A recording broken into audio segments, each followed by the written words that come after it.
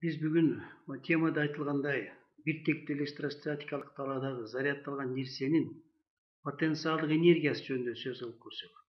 Мына могу жерде карагыла потенциалдык энергия. Биз механикада билебиз. Механикада бизде эки энергия бар. Биринчи кинетикалык энергия. Кинетикалык энергия деп коеюн. Энергия.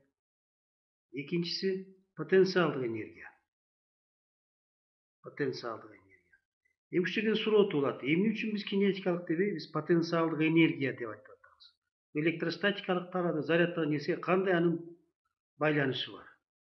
Муну түшүндүрүш үчүн биз потенциалдык энергия дегенге токтолсок.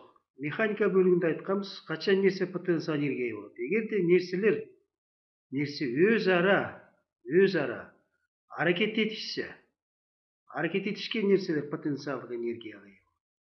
Ушул жерден мисал келтирип көрөлү. Мисалы, бизге баарыбызга белгилүү жерден кандайдыр бир аш бийиктиктеги нерсени алып көрөлү. Мына бул жерди мен жер кылып тартып коеюн, мынакей жер болсун.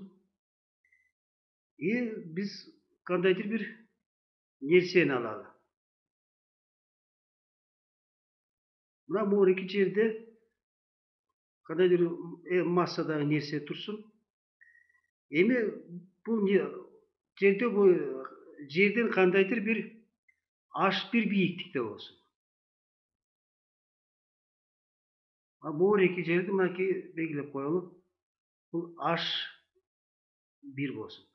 Бул жерден карасак мынакей өз ара аракет этишүү дегенде, өз аракет этишүү бул жер менен нерсенин ортосунда өз ара аракет этишүү болуп турат. Муну биз билебиз, эгерде нерсени азыр кое бере турган болсок, бул нерсебиз ылдый карай жерге жакындай баштайт да, бул экинчи абалды ээлеп калат. Мына кандыр убакыт өткөндөн кийин бул экинчи бул жерге келди.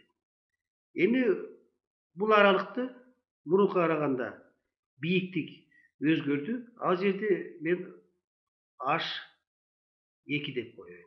Эми эмне үчүн мынакей нерсебиз биринчи абалдан экинчи абалга келди? Бул жерде сөзсүз жер менен экөөнүн ортосунда өз аракеттешүүнүн натыйжасында. Эми ушул жерден биз эмнелерди эске алышыбыз керек? Сөзсүз түрдө биз нерсенин ылдый карай дайыма эркин түшүүнүн ылдамдануусу деп коебуз. Бул дайыма жерди көздөй багытталат. Ошонун эсебинен бул жерде күч, биз билебиз, күч бул оордук күчү. Оордук күчү, бул күчтү эмне үчүн жазып атам себеби, бул жерде нерсени биринчи абалдан экинчи абалга алып келгенде кандайдыр бир жумуш аткарылды. Ал жумушту ким аткарды деп ойлойсуңар? Сөзсүз могуреки оордук күчү. Жумушту билебиз. Жумуш бул күчтүн аралыкка болгон көбөйтүүсү. Бизде мына бул биздин чиймеге карай турган болсок, күчүбүз оордук күч болду. Ал эми S болсо, бул жол. Бизде S'ти биз H деп белгилеп койсок болот. Эми биз эсептеп көрөлү. Жумушту эсептей турган болсок, оордук күчүнүн жумушун эсептей болсок, анда күчтүн ордуна mg'ны коюшубуз керек. Ал эми S'тин ордуна H. Эми биз H'ты койгондо бул жерде H дейли дагы биз басып өткөн жол. Кандайдыр убакыттын ичинде бул дельта H деген аралыкты басып өттү. Бул эсептеш үчүн биз математика курсунан билебиз, өзгөрүштү эсептеш үчүн H1ден H2ни алып коюшубуз керек. Эми ордуна кое турган болсок, анда биздин жумушубуз мында m оордук күчү, бул жерде өзгөрүп жазсак H1 минус H2 болуп калат да. Эгерде бул жерди кашаны ачсак, анда mg H1 минус mg H2.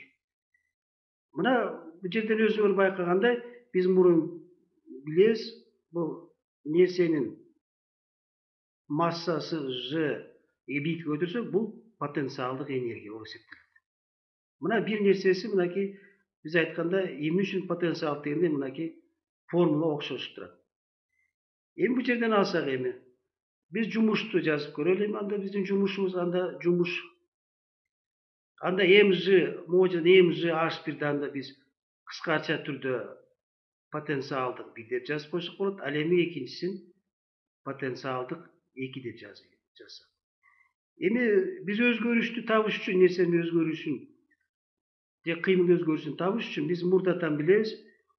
Мисалы дельта h'ты акыркы абалынан баштапкы абалды кемитебиз деп мурдадан бери белгилүү.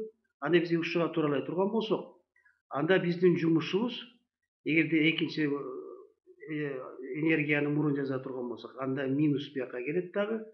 Потенциалдык кашаны алып, минус потенциалдык 1 деп жазып коелу. Бул жерден карагыла эми. Эмне үчүн мына жерде минус белгиси туруп калды? Минус белгисинин турушунун себеби, эгерде биз жумуш, эгер оң жумуш аткарылса, анда жумуш аткарылса, биздин потенциалдык энергиябыз азаят дегенди түшүндүрөт. Мына могу чиймеде качан оң жумуш аткарылат? Эгерде күчтүн багыты менен кыймылдын багыты дал келсе, бизде могу жерге сызып коюп, биздин ордук күчүбүз дагы ылдый карай багытталат. Кыймылыбыз дагы мына карагыла, экөөнүн багыты бири-бирине туура келип атат.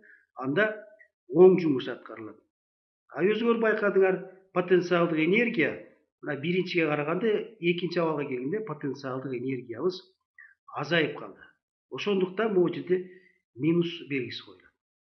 Эгерде биз терс жумуш аткарсак, терс жумуш дегенде анда биздин күчтүн багыты менен, мына бул жерден көрсөтүп коеюн дейм, мына ордук күчү ылдый дейм.